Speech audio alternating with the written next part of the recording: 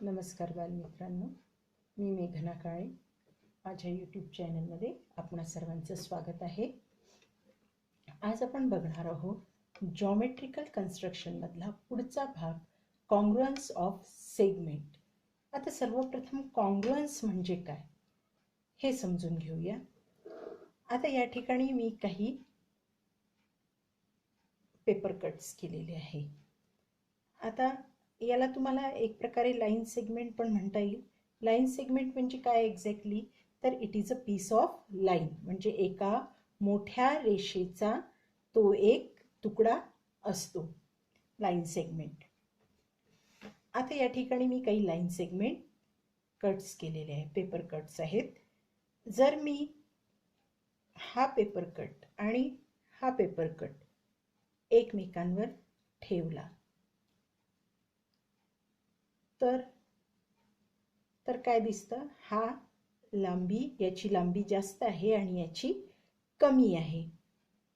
पण हाच paper cut जर मी या पेपर कटवर ठेवला तर बघा, हे दोन्ही एकमेकांवर एक्झॅक्टली कोइन्साइड होते, एक्झॅक्टली एकमेकांवर कोइन्साइड होत आहे. का बरं असं होत असेल? सपोज हा पेपर कट मी या सेगमेंटवर ठेवला, या पेपर कटवर ठेवला, तर इथे पण हा एक्झॅक्टली पेपर कट एकमेकांना कोइन्साइड होत नाही. हा लहान आहे आणि हा आखूड आणि हा लांब आहे. मग असं का बरं होत असेल की हा पेपर कट एक्झॅक्टली याच्यावर कोइन्साइड होतो आहे आणि हा पेपर कट याच्यावर कोइन्साइड होतोय, किंवा हा पेपर कट एक्झॅक्टली एकमेकांवर कोइन्साइड होतोय, पण हा पेपर कट यावर कोइन्साइड होत नाही किंवा हा पेपर कट यावर कोइन्साइड होत नाही, कारण यांची जी लांबी आहे ती सारखी नाही. म्हणून हे दोन पेपर कट एकमेकांवर कोइन्साइड होणार नाही. पण ॲट द सेम टाइम हे दोन पेपर कट्स जर आपण एकमेकांवर कोइन्साइड केले तर दे कोइन्साइड्स एक्झॅक्टली इच अदर, कारण त्यांची जी लांबी आहे, त्यांची जी लेंथ आहे ती सारखी आहे. म्हणजेच यावरून आपल्याला असं म्हणता येईल, if two line segments have the same lengths, they coincide exactly with each other, that is they are congruent. त्यांचं माप सारखं आहे, म्हणजेच ते एकमेकांवर कोइन्साइड होतात. त्यांची लांबी सारखी आहे, म्हणजेच ते एकमेकांना कोइन्साइड होतात, म्हणजेच ते एकमेकांशी कॉन्ग्रुअंट आहे. कॉन्ग्रुअंट म्हणजे एकरूप, ते एकमेकांना एकरूप आहे. पुन्हा एकदा सांगते, if two line segments have the same lengths, तुम्ही इथे बघू शकता ह्या दोन लाईन सेगमेंट्सची जी लेंथ आहे ती सेम आहे, सारखी आहे. दे coincides exactly with each other, ते एकमेकांशी एकदम एकरूप होतात, तंतोतंत जुळतात. That is they are congruent, म्हणजेच ते एकमेकांशी एकरूप आहे. ज्या वेळेला दिलेल्या लाईन सेगमेंटची, दोन लाईन सेगमेंटची लेंथ सारखी असते and they coincides exactly each other, hence they are called congruent to each other or they are called congruent segments. आता सपोज मी या सेगमेंटला नाव देते, या सेगमेंटला एंड पॉइंट्सला मी नाव देते, that is A B and U V. आता हा आपला लाईन सेगमेंट आहे, segment A B and this is segment U V. आता यावेळेला आपण असं म्हटलं की हे दोन्ही लाईन सेगमेंट्स एकमेकांशी एकरूप आहे, that is they are congruent to each other. पण केव्हा? जेव्हा ते एक्झॅक्टली एकमेकांना कोइन्साइड होतात. आता एक्झॅक्टली कोइन्साइड होतात म्हणजे काय आहे, काय होत आहे, ए हा पॉइंट यू वर लाय होतो आहे आणि बी हा पॉइंट हा व्ही शी जुळतो आहे. Means you can say point U lie on point A and point V lie on point B. That is, point U हा A शी एकरूप आहे आणि पॉइंट V हा B शी एकरूप आहे. म्हणजेच आपल्याला लिहिताना आपल्याला कसं लिहायचं, लाईन सेगमेंट्स कशा प्रकारे लिहायच्या. इथे मी एक एक्झाम्पल घेतलेलं आहे.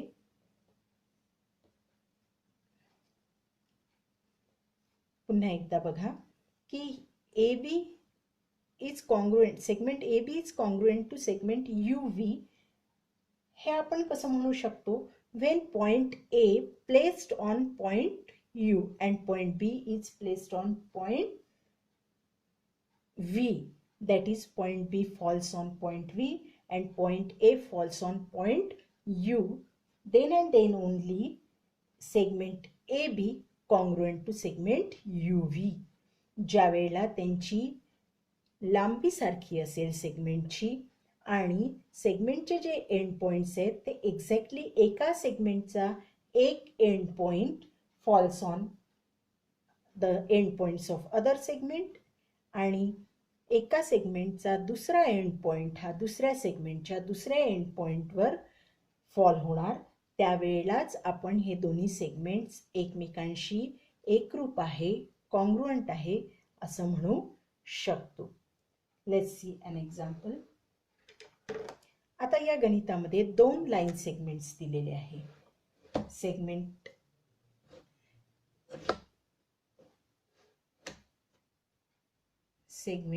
AB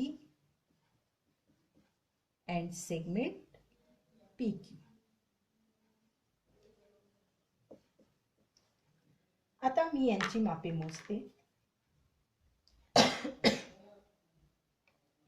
segment AB 8 centimetre, that is, आता माप लिहिणार आहे म्हणून आपण लेंथ लिहिणार.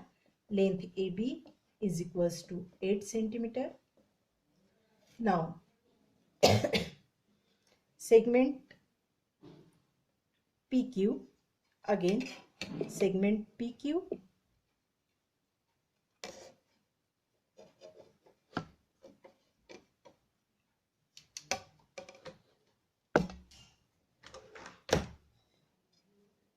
Segment PQ 8 centimetre.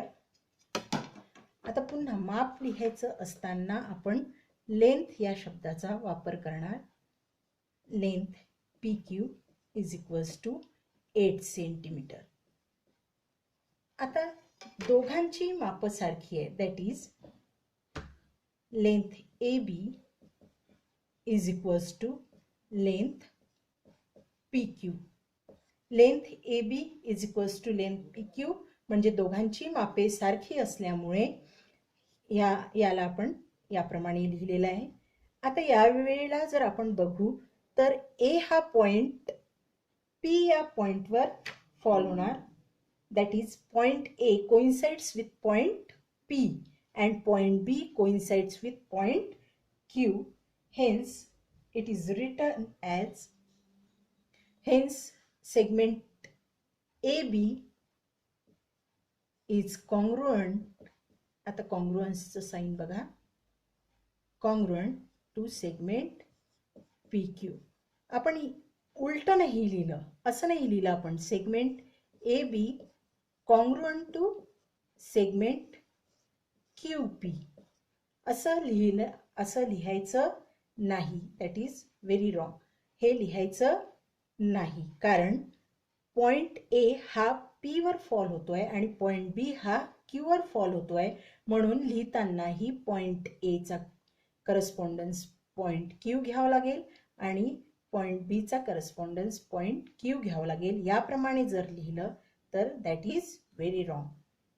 याप्रमाणे आपण दोन सेगमेंट्स एकमेकांना कॉन्ग्रुएंट आहे असं म्हणू जेव्हा त्यांची लेंथ सेम असेल, त्यावेळेला दोन्ही सेगमेंट्स एकमेकांना कॉन्ग्रुएंट होईल आणि त्यांचे जे पॉइंट्स आहेत, end points, exactly falls on each other. म्हणजेच आपण असं म्हणू शकू, if given line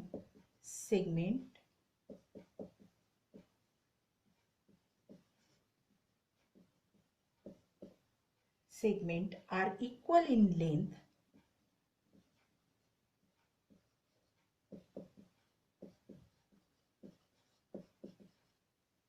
they are congruent. They are congruent.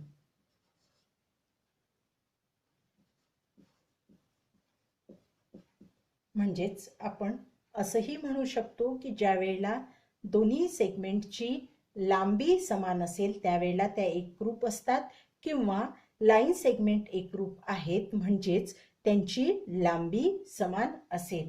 त्यावरून आपण हा इन्फरन्स काढू शकतो. If given line segment are equal in length they are congruent. Given line segments are congruent as they are equal in length. ज्या वेळेला त्यांची माप समान असतात आणि त्यांचे end points exactly coincides to each other, then and then only we can say segment are congruent to each other. आता आपण इथे एक एक्झाम्पल बघूया. त्या ठिकाणी हे एक्झाम्पल बघा. आता इथे एक लाईन दिलेली आहे आणि या लाईनचे काही सेगमेंट्स दिले आहे. मी पहिलेच तुम्हाला सांगितलं, line segment is the piece of line. एका मोठ्या रेषेचा लाईन सेगमेंट, रेषाखंड हा एक तुकडा असतो, एक पीस असतो. आता या ठिकाणी आपल्याला कॉन्ग्रुअन्स बघायचं आहे की कोणता लाईन सेगमेंट कुठल्या लाईन सेगमेंटला कॉन्ग्रुअंट आहे. आता हे बघताना the distance between any two adjoining points are shown in the figure. Hence fill in the blanks, fill up the blanks. आता हे ब्लँक्स आपल्याला कशा फिल अप करायचे आहे, तर काय बघणार आपण, हे एकूण पॉइंट्स किती आहेत ते बघणार. दॅट इज 9 पॉइंट्स आहे. 9 पॉइंट्स असल्यामुळे आपण 4 पॉइंट्स इकडनं सोडून देणार आणि 4 पॉइंट्स इकडनं सोडून देणार आणि याला सेंटर करणार, एक्स पॉइंटला सेंटर करणार. आता एक्स पॉइंट वरनं वायच्या अंतरावर आहे, वाय पॉइंटचं डिस्टन्स जेवढं आहे तेवढंच डब्ल्यू पॉइंटचं आहे. वाय पॉइंटचं जेवढं डिस्टन्स आहे तेवढंच डब्ल्यू पॉइंटचं आहे. म्हणजे Y point fall on point W और W falls on point Y. Z पॉइंटचं जेवढं डिस्टन्स आहे तेवढं ए पॉइंटचं आहे. Means Z point fall on point W और point W falls on point Z. त्यानंतर पी पॉइंटचं जेवढं डिस्टन्स आहे तेवढंच बी पॉइंटचं आहे. It means point P falls on point B और वाईस वर्सा. आता त्यानंतर क्यू या पॉइंटचं जेवढं डिस्टन्स आहे एक्स पॉइंटवरनं तेवढंच सी पॉइंटचं आहे. आता यामध्ये आपण काय केलं की एक मेडियन काढून घेतला, मिड पॉइंट काढून घेतला आणि त्याच्यापासनं इक्वल पॉइंट्स सोडले आणि त्यामुळे आपल्याला कुठला पॉइंट कुठल्या पॉइंटवर फॉल होतो हे समजायला सहज झालं. आता सर्वात पहिले segment A B. Segment A बी. आता या वेळेला तुम्ही बघणार की ए पॉइंटवर कुठला पॉइंट फॉल होतोय. ए पॉइंटवर झेड पॉइंट फॉल होतो, म्हणून सुरुवातीला आपण झेड पॉइंट लिहिणार. आता बी पॉइंटला कुठला पॉइंट फॉल होतो, तर बी पॉइंटवर पी पॉइंट फॉल होतो, मग बीचा करस्पॉन्डन्स पॉइंट पी.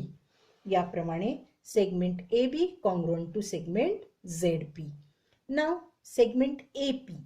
आता ए वर पुन्हा आपला कुठला पॉइंट कोइन्साइड होतोय, Z point. Means again Z point Z.